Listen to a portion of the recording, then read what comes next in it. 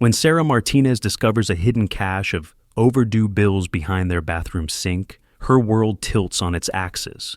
Her husband, Michael, a respected financial advisor, has been harboring a devastating secret that threatens to shatter their perfect life.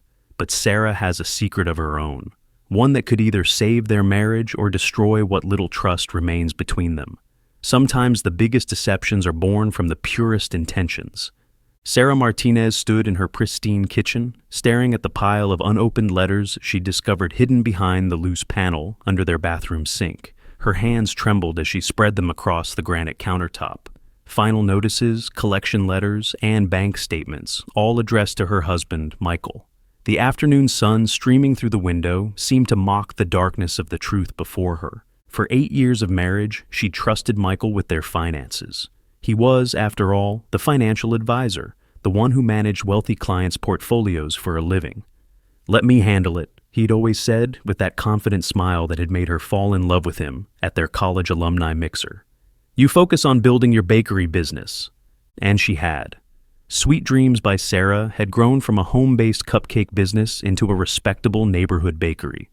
She'd worked countless late nights, perfecting recipes and managing books, while believing their joint account was steadily growing under Michael's expert care. The irony wasn't lost on her. Just yesterday, she'd finalized the paperwork to sell her bakery to a national chain for an amount that still made her head spin. She'd planned to surprise Michael on their upcoming anniversary with the news that they were millionaires. Now, scanning the threatening letters from creditors, she realized their reality was entirely different. "Mrs. Martinez," the sudden voice of Carmen, their housekeeper, made Sarah jump. She quickly gathered the letters and shoved them into a drawer. "Would you like me to prepare lunch?" "No, thank you, Carmen. I'll be going out shortly." Sarah's voice sounded strange to her own ears, too high-pitched and brittle. After Carmen left, Sarah pulled out her phone and opened her banking app, the one connected to her private account that housed her bakery's finances. The balance still showed the whopping sum from the sale. She'd insisted on keeping her business finances separate, the one decision that now seemed prescient rather than merely practical. She thought about the signs she'd ignored over the past year. Michael's increasing distraction, the dark circles under his eyes, the way he'd changed the subject whenever she mentioned their future plans. He'd even suggested selling their house 6 months ago, claiming the market was perfect for sellers. She'd refused, loving their colonial-style home too much to part with it. That evening, Sarah sat at their dining room table, pushing food around her plate while watching Michael. He wore his usual crisp button-down shirt and designer watch, maintaining the image of success he'd cultivated over the years. But now she noticed the slight fray at his collar, the way his watch was fastened one notch looser than before, as if he'd lost weight from stress. "The Peterson account closed today," he mentioned between bites of the chicken marsala she'd ordered from their favorite Italian restaurant. "Big win for the firm." Another lie. She'd found a letter indicating he'd lost his job at the firm 3 months ago. The expensive suits, the daily departures at 7 a.m. sharp, all part of an elaborate charade. But where was he going? And what happened to their savings? "That's wonderful, honey," she replied, maintaining her own charade. "We should celebrate this weekend." Michael's fork paused halfway to his mouth. "Actually, I might need to go to the office this weekend. End of quarter reports." "Of course," Sarah nodded, noting the slight tremor in his hand as he reached for his water glass. "Maybe next weekend then." Later that night, while Michael slept, Sarah sat in their home office, methodically going through every file folder on their shared computer. Tax returns from previous years showed a pattern of declining income that Michael had hidden through increasingly creative accounting, but it was the folder labeled trading records that made her blood run cold. Michael hadn't just lost their savings, he'd been playing the options market, making increasingly desperate bets to recover their losses. The most recent statements showed he'd taken out secret loans against their house, using the money to chase the impossible dream of a single trade that would fix everything. Sarah leaned back in the leather office chair, her mind racing. The old Sarah would have confronted him immediately, demanding explanations and probably ending their marriage in a spectacular explosion of hurt and betrayal. But she wasn't the same woman who'd started a tiny cupcake business in their kitchen 8 years ago. She thought about Michael's dedication during her father's long illness, how he'd spent nights at the hospital so she could rest. She remembered how he'd supported her dream of opening a bakery, even using his own savings to help with the initial costs. The man she married was still in there, somewhere beneath the weight of his mistakes and lies. The next morning, Sarah began her own elaborate performance. She maintained her routine of running the bakery, though now she was secretly meeting with her lawyers and financial advisors. She'd sold the business, but stayed on as a consultant during the transition, giving her flexible hours to investigate the full scope of their financial disaster. What she discovered was both better and worse than she'd imagined. Michael hadn't lost everything to reckless trading. A significant portion had gone to paying off his younger brother's gambling debts. Mark Martinez had gotten involved with loan sharks, and Michael had drained their accounts to keep his brother alive. But instead of admitting this to Sarah, he'd tried to recover the money through increasingly risky investments, creating a spiral of losses and lies. Through careful observation, Sarah pieced together Michael's new daily routine. He wasn't going to non-existent client meetings. He was working as a junior analyst at a small firm across town, starting over at entry level after his trading mistakes had become known in the industry. He was trying to rebuild, one small step at a time, all while maintaining the fiction of his previous success. The weight of the secrets between them made their evening conversations feel like carefully choreographed dances. They discussed daily trivialities and made plans they both knew might never happen, each protecting the other from truths they thought would destroy their marriage. "I was thinking," Michael said one evening as they sat on their back porch watching the sunset, "maybe we should downsize. The property taxes here are getting ridiculous. And with the market so strong."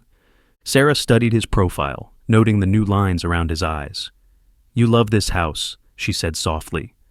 "Sometimes we have to let go of things we love," he replied, his voice catching slightly. "For the future." She reached over and took his hand, feeling him start at the unexpected contact. They'd been drifting apart physically as their secrets grew, and the simple touch seemed to surprise him. "The future has a way of surprising us," she said. Michael turned to look at her, and for a moment, Sarah thought he might confess everything. But then his phone buzzed. Another text from his brother Mark, she assumed, and the moment passed. Sarah had her own preparations to make. The sale of her bakery would close in 3 weeks, and she'd been working with financial advisors to create a solid plan for their future. But first, she needed to understand exactly how deep the hole went, and whether Michael's brother was truly worth saving. She hired a private investigator to look into Mark's gambling problems, determined to ensure that any help they provided would actually solve the underlying issue rather than enable further destruction. The PI's preliminary report suggested that Mark had finally hit rock bottom and was attending Gamblers Anonymous meetings regularly. As Sarah orchestrated her plan for their financial recovery, she found herself wondering about the nature of love and forgiveness. Michael had betrayed her trust catastrophically, but he'd done it while trying to save his brother and preserve their lifestyle. His methods were wrong, but his heart's intention spoke to the man she'd married. Each night, as they enacted their careful choreography of normalcy, Sarah added another piece to her puzzle. She monitored Michael's new job through public records and social media, confirming that he was slowly rebuilding his professional reputation. She tracked down his secret apartment across town, a tiny studio where he presumably spent the late nights at the office, when the shame became too much to bear. The deeper she dug, the more she understood that their marriage had become a house of cards, each of them desperately trying to protect the other, while slowly suffocating under the weight of their secrets. Michael thought he was shielding her from financial ruin, not knowing that she was now wealthy enough to solve their problems. She was protecting him from the knowledge that she'd discovered his deceptions, while orchestrating a solution to their predicaments. But the question that kept her awake at night wasn't about money or lies. It was about trust. Could they rebuild it? Should they? And if they did, what would their marriage look like on the other side of all these secrets? One evening, as summer faded into autumn and the closing date for her bakery sale approached, Sarah watched Michael absent-mindedly stirring his coffee at the kitchen counter. He'd lost weight, and his designer clothes hung slightly loose on his frame. The confident financial advisor was gone, replaced by a man haunted by his mistakes, but still trying to protect his wife from their consequences. She thought about the elaborate plan she'd created to rescue their finances and potentially their marriage. Everything was in place: the sale proceeds, the debt consolidation strategy, the the rehabilitation program for Mark, even the counseling appointments she'd quietly scheduled.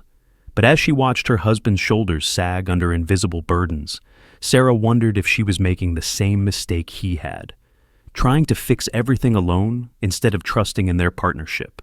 The autumn evening wrapped around their home like a comfortable blanket, cricket songs drifting through the open windows. Sarah picked up her own coffee cup, the weight of unspoken words making the kitchen feel smaller than usual. Tomorrow would bring new challenges and decisions, but for now, they sat in companionable silence, each protecting their secrets while longing for the courage to speak their truths. On a crisp Saturday morning, Sarah found herself parked outside the modest apartment building where Michael spent his late nights at the office. She watched young professionals coming and going, wondering how many of them were also carrying secrets too heavy to share. The manila envelope on her passenger seat contained documents that could change everything: bank statements, property deeds, and the final contract for her bakery sale. Her phone buzzed with a text from Carmen, their housekeeper. Mr. Martinez called, said he's working late again tonight. Sarah smiled sadly at the predictable lie. She'd given Carmen the day off, knowing what she planned to do. Inside her purse was a key she'd had made after following Michael here one evening. She'd never used it, respecting some final boundary in their dance of deception. But today felt different. Perhaps it was the weight of the manila envelope, or maybe it was the way Michael had looked at their wedding photo that morning. A long, lingering glance that spoke of regret and longing. The studio apartment was on the third floor, at the end of a worn carpet hallway that smelled of old cigarettes and fresh paint.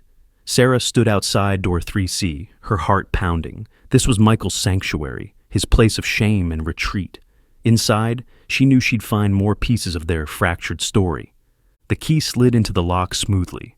Sarah hesitated for just a moment before turning it. The door opened to reveal a space that broke her heart, not because it was shabby or small, but because it was so painfully neat.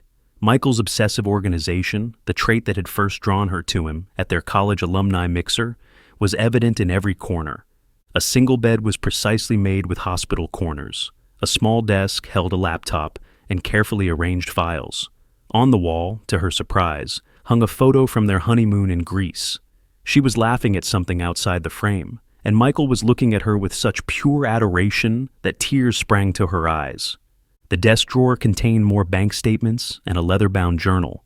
Sarah sank into the desk chair, running her fingers over the journal's cover. This was different from the documents she'd found before. This was Michael's private thoughts, his unguarded truth. She opened to a random page from 3 months ago. Told Sarah another lie today. Each one feels like swallowing broken glass. The new job pays a fraction of what I used to make, but at least it's honest work. If I can keep this up for a few more months, maybe I can start rebuilding. She deserves so much better than what I've become.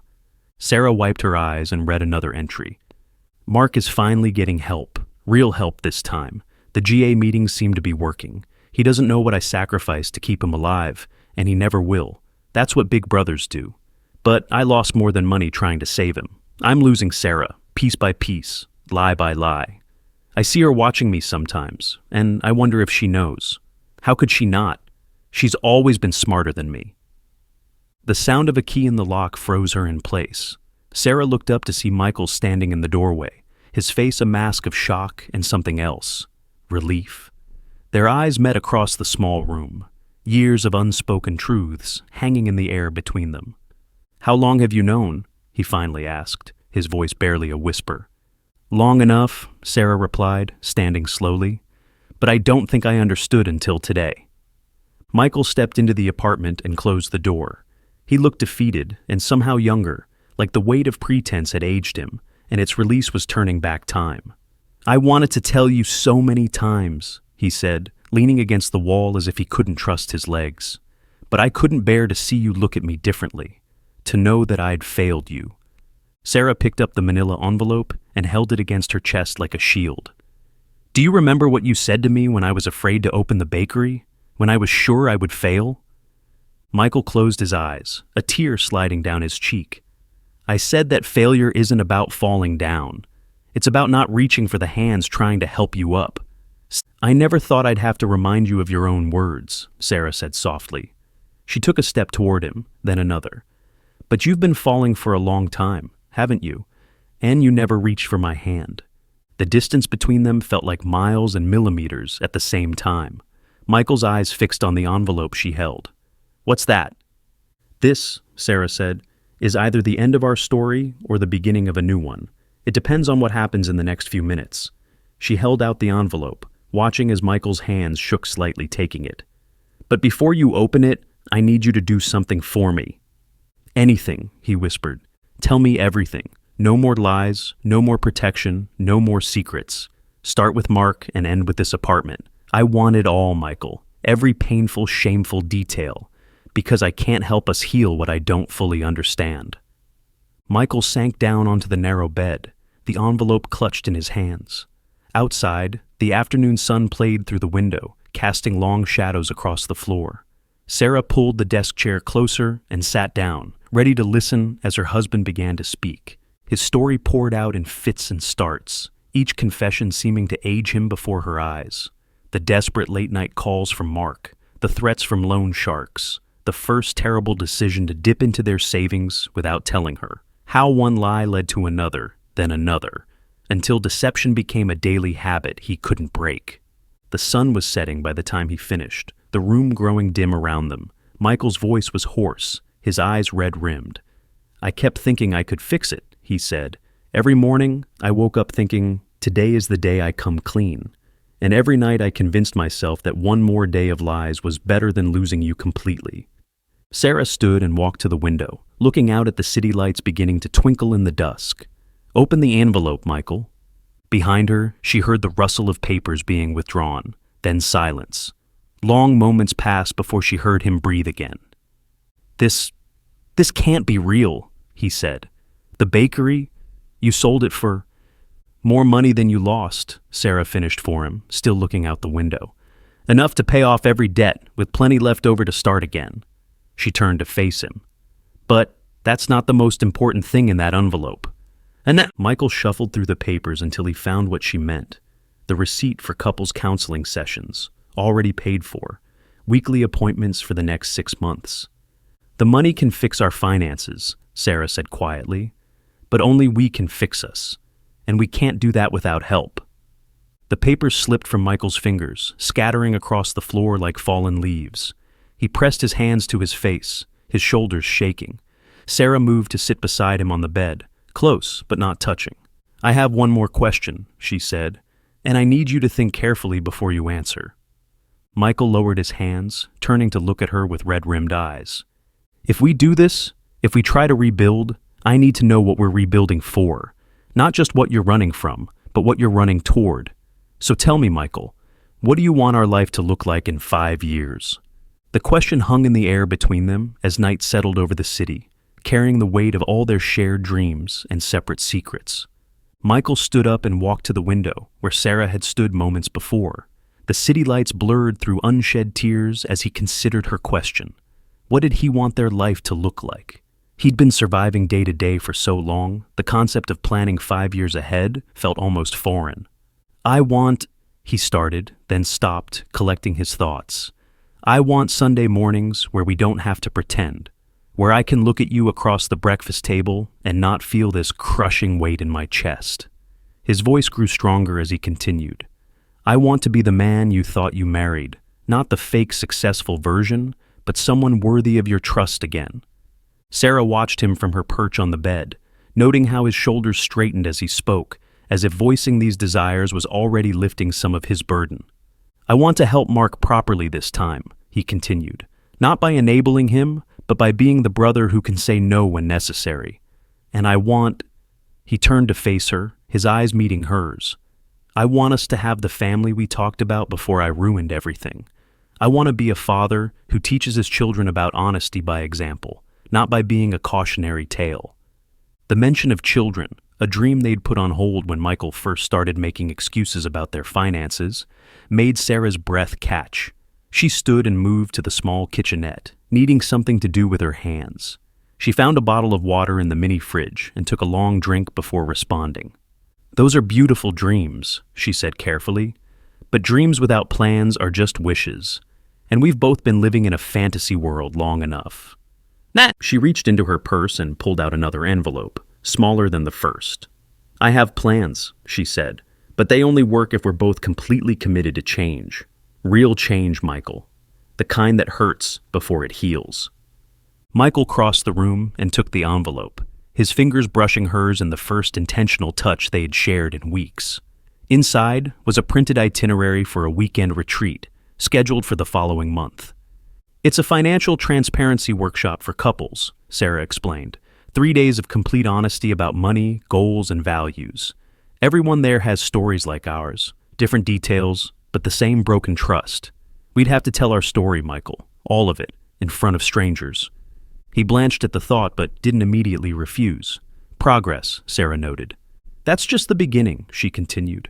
I have a whole folder at home labeled Reconstruction, weekly budget meetings, joint therapy sessions, scheduled check-ins with Mark's GA sponsor, and regular updates with our new financial advisor.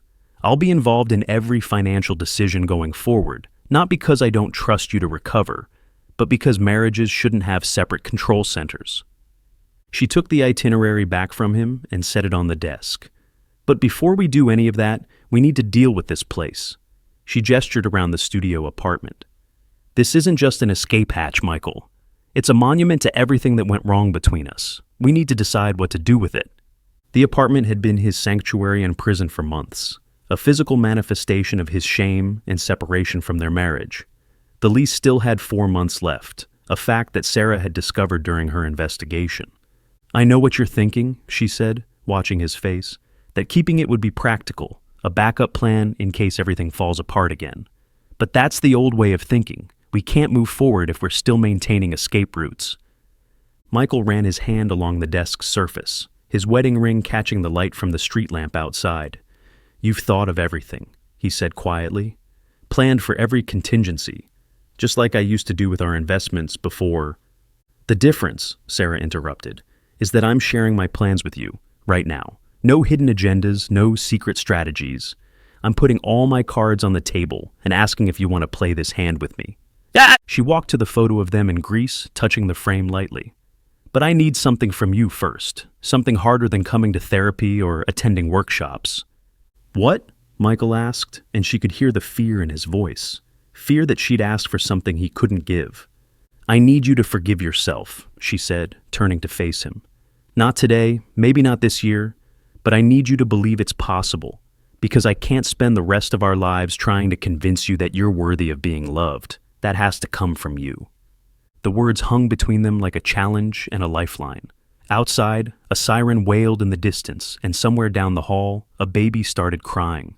Life went on around them as they stood in this moment of decision. Sarah watched as Michael processed her words, seeing the subtle shifts in his expression as he wrestled with concepts of forgiveness and worthiness. She'd had months to plan this moment, to imagine every possible reaction, but now that it was here, she realized that no amount of planning could predict the human heart. He moved to the bed and sat down heavily, his eyes fixed on the wedding ring he'd never taken off, even in his darkest moments. How do you do it? He asked finally. Do what? Stay so strong, think so clearly. I've spent months drowning in panic and shame, making one bad decision after another, while you've been building, planning, creating solutions. Sarah leaned against the desk, considering her answer carefully. This moment felt pivotal, not just for them, but for the story they'd tell in therapy, at the workshop, maybe someday to their children. I wasn't always strong, Sarah admitted, crossing her arms. The day I found those letters under the sink, I threw up. Then I cried for hours in the guest bathroom with the shower running so Carmen wouldn't hear. I wanted to scream at you, throw things, burn our wedding album. She paused, remembering the raw pain of that day. But then, I remembered something my dad said during his last week in the hospital. Michael looked up sharply. He'd spent countless nights in that hospital with her, watching her father fade away. He told me that love isn't what you feel, it's what you build, Sarah continued. That marriage isn't about the vows you make on your wedding day. It's about the silent promises you keep every morning when you wake up and choose each other again. She moved to sit beside him on the bed, their shoulders not quite touching. So, the next morning, I chose you, and the morning after that. Even when I was angry, even when I was scared, I chose to believe that the man who held my hand through my father's funeral was still in there somewhere, drowning in shame but worth saving. The silence stretched between them, filled with the weight of her words. A car alarm went off somewhere in the distance, its rhythmic wailing a counterpoint to their quiet breathing. "I don't deserve you," Michael whispered. "That's not your decision to make," Sarah replied firmly. "Just like it wasn't your decision to protect me from the truth about our finances. We have to stop making choices for each other and start making them with each other." She reached into her purse one last time and pulled out a small key, the spare to their home. "So, here's my first choice. Come home tonight. Not next week, not when you feel worthy. Tonight. Help me pack up this place tomorrow. We'll donate what we can, store what matters, but this chapter of our story ends now." Michael stared at the key, his hands trembling slightly. "And then what?" "Then we start the hard work, together. No more hiding, no more pretending." She placed the key in his palm and closed his fingers around it. "But first, we need dinner. I haven't eaten since breakfast, and I'm pretty sure you haven't either." A ghost of a smile crossed Michael's face. The Sarah Martinez solution to everything. Feed it first, fix it second. "Hey, it's worked for 8 years of marriage," she said, standing up and offering her hand. "Why stop now?" He looked at her outstretched hand for a long moment before taking it, his grip firm despite his uncertainty. As they walked to the door, Sarah caught their reflection in the window. Two people who looked simultaneously familiar and strange to each other, about to step into an unknown future. "Wait," Michael said, stopping at the threshold. He turned back to the apartment, taking in the sparse furnishings, the neat desk, the photo of happier days. "Should we take anything?" Sarah shook her head. "Not tonight. Tonight we just take the first step. Everything else is tomorrow's problem." As they walked down the hallway, their footsteps echoing in the quiet building, Sarah felt Michael's hand tighten around hers. She squeezed back, remembering all the times they'd held hands like this. Walking down the aisle, leaving the hospital after her father died, signing the lease on her first bakery location. In the parking lot, they paused between their two cars. His leased sedan that he could barely afford, her practical hybrid that had seen her through years of early morning bakery runs. Another choice loomed before them. Drive separately or together. Before either could speak, fat raindrops began to fall from the evening sky. Sarah looked up, feeling the cool water on her face, and made another decision. She tugged Michael toward her car. "We'll get yours tomorrow," she said, unlocking the doors. "I know a place that makes the best comfort food in town, and you're going to tell me about your new job. The real version this time, not the sanitized story you've been telling at dinner."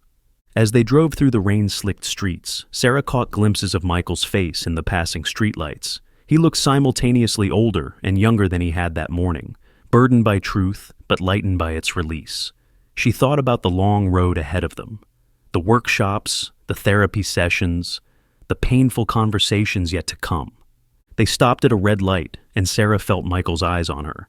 "What?" she asked, not turning to meet his gaze. "I just realized something," he said softly. "All those months I spent trying to protect you from the truth, and you ended up being the one protecting me from myself." The light turned green, and Sarah guided the car forward through the rain. "That's what partners do," she replied. "They protect each other, but they also know when to stop protecting and start healing." As they drove toward dinner and their uncertain future, Sarah thought about the next steps in her carefully laid plans. The counseling sessions, the financial workshops, the long process of rebuilding trust.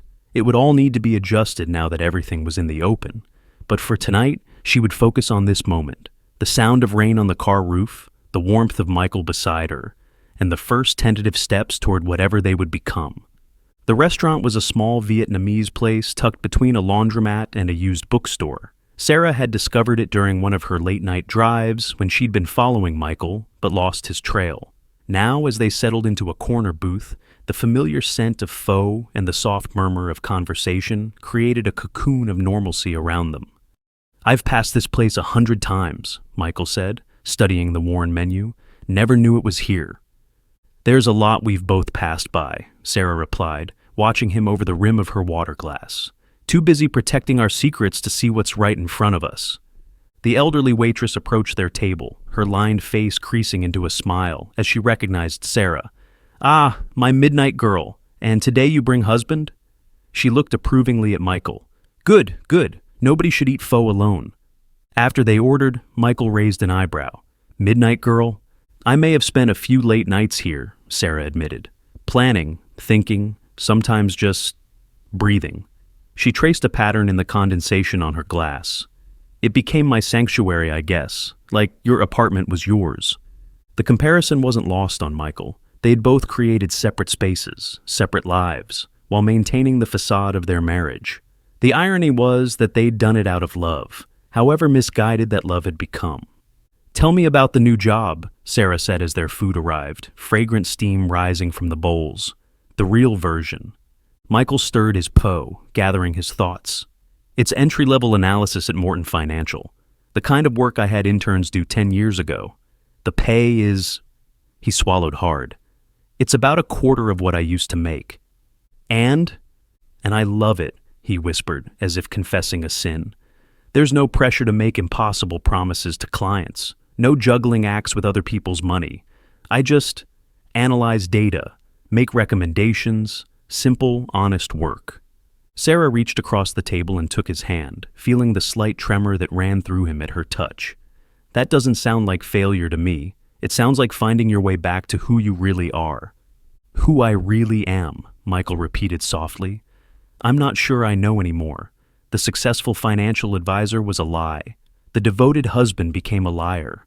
The protective older brother nearly destroyed everything trying to save someone who needed to hit bottom. He pulled his hand back and picked up his spoon. Who does that leave? Sarah took a sip of her broth before answering. It leaves the man who spent 36 hours straight at the hospital when my father had his first stroke. The one who learned to bake because I was too exhausted to make samples for my first client meeting. The person who cries at dog food commercials but tries to hide it. She leaned forward. The real you isn't what you do for a living, Michael. It's what you do for love. Their eyes met across the steam rising from their bowls, and for the first time in months, neither looked away. The weight of secrets lifted, replaced by the heavier but healthier burden of truth. Tomorrow, Sarah continued, we'll start dealing with the practical things, the apartment, the debts, the lawyers. But tonight, I want you to tell me something that has nothing to do with money or mistakes or the past. What's that? Tell me a dream you've been afraid to have, something you want but thought you'd lost the right to want. Michael stirred his noodles thoughtfully, the spices warming his face. Outside, the rain had intensified, drumming against the restaurant's windows and turning the streetlights into watercolor smears. I want to teach, he said finally, not at a university or anything. But there's this community center near the new office. They offer financial literacy classes for teenagers and young adults. Basic stuff. Budgeting, saving, understanding credit. Everything I lost sight of when I started chasing bigger returns. He glanced up at her. One of my coworkers volunteers there, said they're always looking for help. Sarah felt something warm bloom in her chest. Not forgiveness exactly, but its precursor, hope. Tell me more, she said, settling back in her seat as the rain fell and the night grew deeper around them. The classes are twice a week, Michael continued, his voice growing stronger as he spoke. Mostly kids from low-income families, trying to break cycles of poverty and debt. Some of them have parents who got caught up in predatory loans or gambling. He paused, thinking of Mark. They want to do better, but nobody ever taught them how. Like teaching them to swim instead of throwing them a life preserver, Sarah mused, remembering her own struggles when she first started her business. Exactly. And there's this one program they're developing about entrepreneurship and small business management. He looked at her meaningfully. I thought maybe someday you might want to give a guest lecture. Tell them about building your bakery from scratch. Sarah felt tears prick at her corners of her eyes. This was the first time in months he'd referenced her business success without a shadow of shame crossing his face. I'd like that, she said softly. The waitress appeared with fresh tea, setting it down with grandmotherly concern. You cry in your pho? Not good seasoning, she teased gently, patting Sarah's shoulder before shuffling away. Michael reached across the table and caught a tear with his thumb before it could fall. The gesture was so familiar, so intimate, that Sarah caught her breath. How long had it been since they had touched like this, without pretense or guilt between them? There's something else, he said, his hand lingering near her face. At the community center, they have this wall where they post success stories. Kids who opened their first savings accounts, families who paid off their debts, small business owners who got their first loans. He withdrew his hand slowly. I want our story up there someday, not the falling apart, the putting back together, but only if what? Only if you'll help me write it. His voice cracked slightly. The real story, not the sanitized version, about how money secrets nearly destroyed us, but transparency and trust saved us. About how sometimes you have to lose everything to find out what really matters. Sarah closed her eyes, letting his words wash over her. When she opened them, she saw Michael watching her with a vulnerability that made him look achingly young. Writing that story, she said carefully, means telling Mark's part too. Are you ready for that? I called him this afternoon, Michael admitted. Right before I went to the apartment, I told him everything, about losing my job, about the trading losses, about how trying to save him almost cost me you. He took a shaky breath. He cried, said he'd suspected but didn't want to know for sure. He wants to meet with us both, to make amends as part of his recovery program. Sarah nodded slowly. She'd anticipated this, had even rehearsed what she'd say to her brother-in-law when the time came. But now, seeing the mix of pain and relief on Michael's face, she realized no rehearsed speech would do. One step at a time, she said. First, we need to focus on us, on building something stronger than what we had before. How do we do that? Michael asked, and there was a note of desperate hope in his voice that made Sarah's heart ache. She reached for her purse and pulled out a small notebook, the kind she used to use for recipe development in the bakery's early days. Opening it, she revealed pages of neat handwriting. I've been making lists, she said. Things we need to deal with immediately, things that can wait, things we need help with. She slid the notebook across the table. But before you read it, I want you to add something to each page. Your perspective, your priorities, your fears. Because this isn't my recovery plan. It's ours. Michael stared at the notebook as if it might bite him. What if my additions mess up your careful planning? Then we'll make new plans. Together. Sarah pulled a pen from her purse and held it out to him. That's kind of the whole point. As Michael took the pen, their fingers brushed, and Sarah felt that familiar spark, the one that had first drawn her to him at the alumni mixer, the one that had survived lies and secrets and shame. It wasn't enough on its own to save them, but it was a reminder of what they were fighting for. The rain continued to fall outside, creating a gentle percussion to accompany the scratch of pen on paper as Michael began to write. Sarah watched his familiar handwriting fill the margins of her neat lists, their two perspectives merging on the page just as their separate paths were merging back into one. In the quiet corner of the Vietnamese restaurant, surrounded by the scent of spices and the sound of rain, they began to write their new story. Hours passed as they sat in that corner booth, the notebook between them becoming a bridge across the chasm they'd created. Michael's additions turned Sarah's precise lists into something more organic, more collaborative. Where she had written financial counseling weekly, he added, practice complete honesty even when it hurts.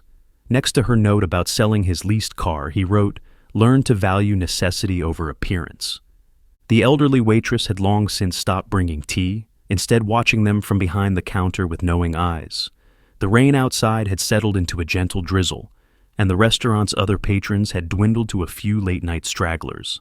Look at this, Sarah said, pointing to a page near the back of the notebook.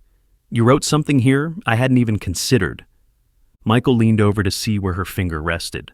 Regular dates, not to maintain appearances, but to rediscover each other. We've been so focused on survival, she continued, on keeping up appearances that we forgot how to just be us. When was the last time we did something just for fun? Michael wondered aloud. Not for show, not to network, not to maintain our image. Sarah thought back, flipping through mental calendars. The cooking class, she said finally. Remember? Last spring, before... She trailed off, not wanting to define their lives by that moment of discovery. The Italian pasta-making workshop, Michael nodded. You kept getting flour in your hair, and You kept trying to calculate the cost-benefit ratio of making our own pasta versus buying it, Sarah finished, smiling at the memory. Some things never change. Some things should, Michael said softly. He turned to a fresh page in the notebook and wrote at the top, "Things to keep versus things to change." Under keep, he listed, Sarah's laugh when something genuinely surprises her. Sunday morning coffee on the porch. The way we still reach for each other's hands in movies. Carmen, if she'll stay after knowing the truth. Your father's old record collection. The dream of family. Under change, he wrote, fear of inadequacy driving decisions. Separate financial lives. Using success as a measure of worth. The need to appear perfect. Protecting each other from truth. Running from hard conversations. Sarah watched him write, noting how his hand trembled slightly on certain words. When he finished, she took the pen and added to both lists. Keep. Your integrity in starting over. Our ability to rebuild. The way you see the best in people. Hope, change. The definition of success. Our relationship with risk. The weight of unspoken words. Our separate sanctuaries. They stared at the list together, the weight of their meaning settling around them like a familiar blanket. Outside, the last of the rain was tapering off, leaving the streets gleaming under streetlights. It's getting late, Sarah said, glancing at her watch. Nearly midnight. They'd been here for hours. Sarah? Michael's voice was hesitant. Before we go, there's something else I need to add to the list. She handed him back the pen, watching as he turned to a new page. In the center, he wrote a single line. Thank you for choosing me every morning. The words blurred as Sarah's eyes filled with tears. She reached for the pen, her hand covering his, as she added, Thank you for being worth choosing. The elderly waitress appeared one last time, bearing fortune cookies and a knowing smile. House closing, she said gently, but come back, good soup for healing hearts. As they gathered their things, the notebook now fuller with shared hopes and fears, the fortune cookies tucked into Sarah's purse for later, Michael paused at the door. Which car are we taking? Sarah looked out at their two vehicles, his leased sedan and her hybrid, both glistening with rain. Another choice loomed before them, symbolic of all the decisions they'd have to make going forward. One car, she said firmly. One home, one life, starting now. She held out her hand, and after a moment's hesitation, he dropped his car keys into it. Tomorrow they would deal with the lease, the penalties, the practical implications of their choices. But tonight was about something more fundamental, the choice to move forward together. As they walked to her car, their shoulders brushing, Sarah felt Michael tense beside her. She knew that look. He was about to say something that scared him. What is it? She asked, unlocking the doors. I just realized, he said, his voice barely above a whisper. This is the first night in months I won't be sleeping with one eye on the door, ready to run if the truth caught up with me. Sarah reached across the center console and took his hand. No more running, she promised, for either of us. They drove home through the wet streets, the notebook between them holding the first draft of their new story. Not an ending. They weren't ready for that yet, but perhaps the beginning of something stronger than what they had had before. The house was dark when they pulled into the driveway, their porch light casting long shadows across the wet lawn. Sarah noticed Michael's slight hesitation as they approached the front door.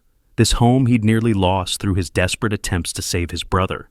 This space that had become more stage set than sanctuary. Wait, he said as she reached for the door handle. Before we go in, I need to show you something else. He pulled out his phone and after a moment's hesitation, opened his photos. I've been keeping a diary of sorts, not just the journal you found, but pictures of everything I almost lost. Sarah leaned closer as he scrolled through the images. Their kitchen on a Sunday morning, sunlight streaming through the windows, her curled up in her reading chair, unaware of being photographed, the garden she'd planted in memory of her father, their wedding photo on the mantel, countless small moments of domestic life that he'd been documenting like a man preparing for exile. The day I lost my job, he said quietly, I started taking pictures of everything that mattered, things I thought I'd only have memories of soon. I couldn't bring myself to delete them even after I rented the apartment. They were my reminder, I guess, of what I was trying to save, even while I was destroying it.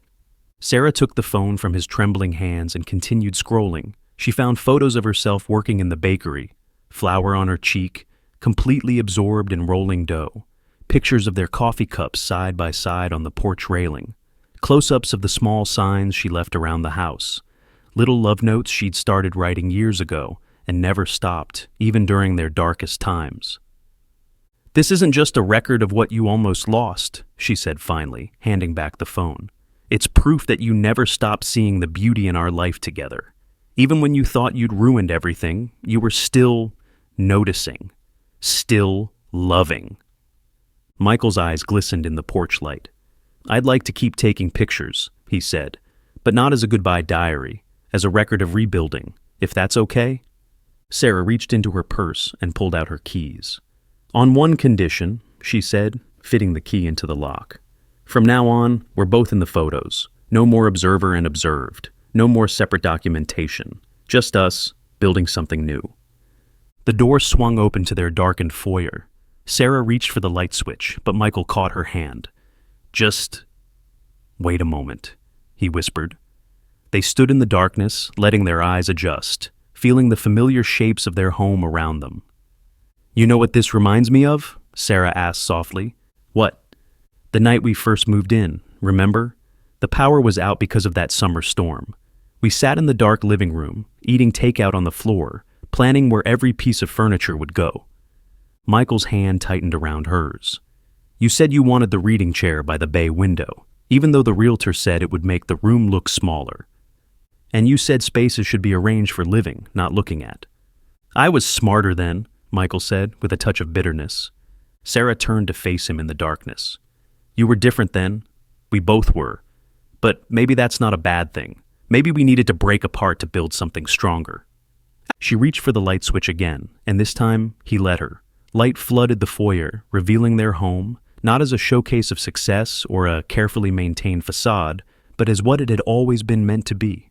A space for healing, for growth, for love in all its imperfect forms. "So," Sarah said, dropping her keys in the bowl by the door, "where do we start?" Michael pulled out the notebook they'd filled at the restaurant. "I think maybe with this." He opened to a new page and wrote at the top, "First night of the rest of our story." Together, they walked into their living room, ready to begin again. 3 months later, Sarah stood in the doorway of the community center's classroom, watching Michael teach his first financial literacy class. He'd traded his designer suits for casual business wear, but it was his smile that marked the biggest change. Genuine, unreserved, reaching his eyes in a way she hadn't seen in years. "And that's why emergency funds matter," he was saying to the group of attentive teenagers. "Not just for unexpected bills, but for peace of mind. Because financial security isn't about having everything. It's about being prepared for anything." His eyes met hers across the room, and his smile widened. The students turned to see what had caught his attention, and Sarah waved, stepping into the classroom with a box of pastries from her old bakery, now successfully transferred to new ownership, though she still consulted on special recipes. "Perfect timing," Michael said.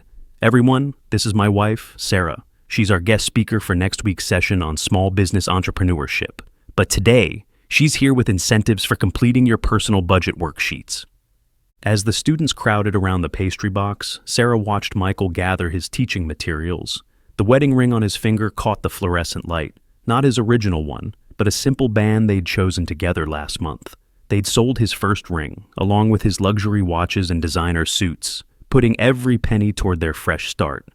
The apartment was long gone, its furniture donated to the community center's family assistance program.